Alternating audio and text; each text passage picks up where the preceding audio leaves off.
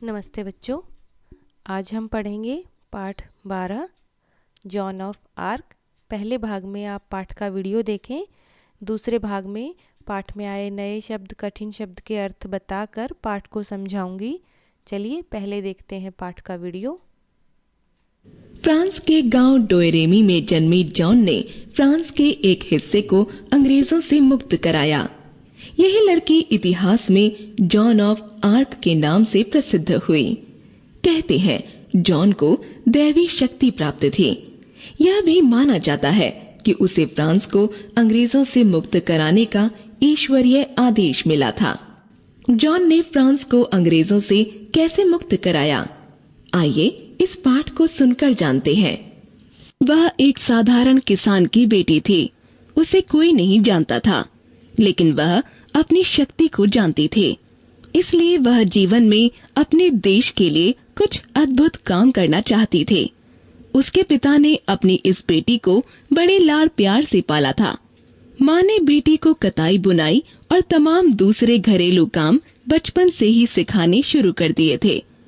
वे दोनों तो यही सोचते थे कि हमारी बेटी बड़ी होकर ससुराल जाएगी, लेकिन बेटी के दिल में तो कुछ और ही लगन लगी हुई थी।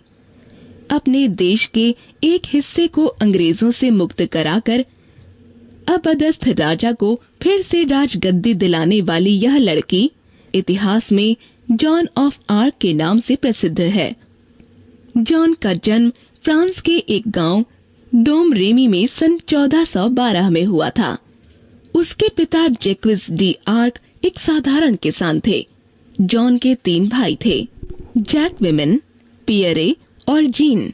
जॉन कभी स्कूल नहीं गई थी, किंतु उसने बचपन में अपनी माँ से प्रार्थना करना और ईश्वर में विश्वास करना सीख लिया था। वह बचपन से ही बहुत मेहनती और पवित्र विचारों वाली थी। फ्रांस पर उस समय अंग्रेजों का अधिकार था। फ्रांस के राजा डॉफिन चार्ल्स की कन्या इंग्लैंड के राजा हेनरी पंचम को ब्याही थी, किंतु चार्ल्स के स्थान पर उनका दामाद हेनरी पंचम ही छल बल द्वारा फ्रांस का शासक बन बैठा था। फ्रांस के अधिकांश प्रदेश हेनरी के कब्जे में थे और वहां की जनता अंग्रेजों के अत्याचारों से परेशान थी। फ्रांस की जनता ने कई बार अंग्रेजों के खिलाफ छोटे मोटे विद्रोह भी किए, पर उन्हें सफलता नहीं मिली।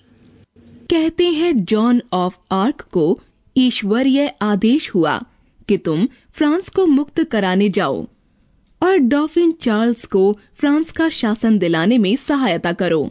तो वह डॉफिन चार्ल्स से मिलने के लिए निकले।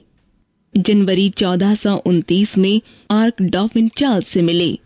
चार्ल्स को बताया कि मैं अंग्रेजों से लड़ने जाना चाहती हूँ और युद्ध जीतकर तुम्हें तुम्हारा राज्य शासन वापस दिलाना चाहती हूँ। यह मुझे परमात्मा का आदेश है और इसके लिए मुझे शक्ति देने वाला भी वही है।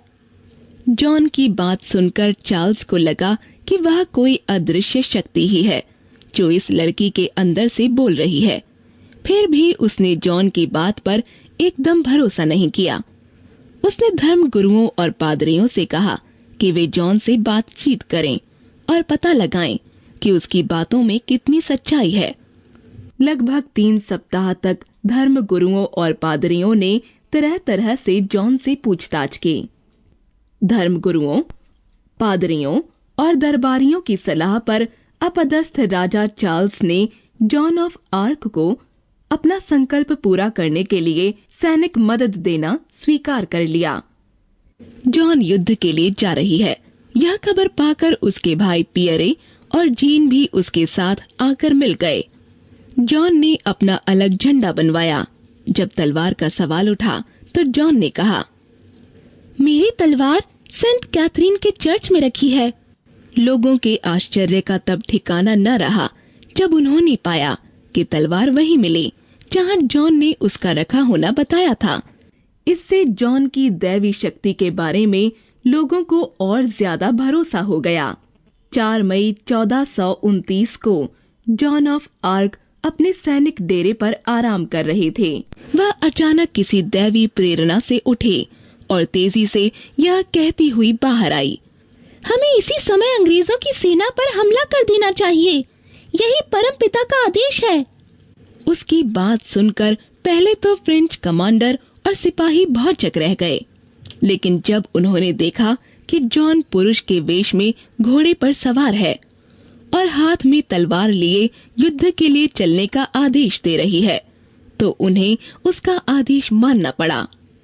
जॉन ऑफ आर्क के नेतृत्व में कुछ 100 सैनिकों ने अंग्रेजों की सेना के एक हिस्से पर अचानक आक्रमण किया तो सेना में भगदड़ मच गई। जॉन ने आर्लिन्स का वह हिस्सा जीत लिया।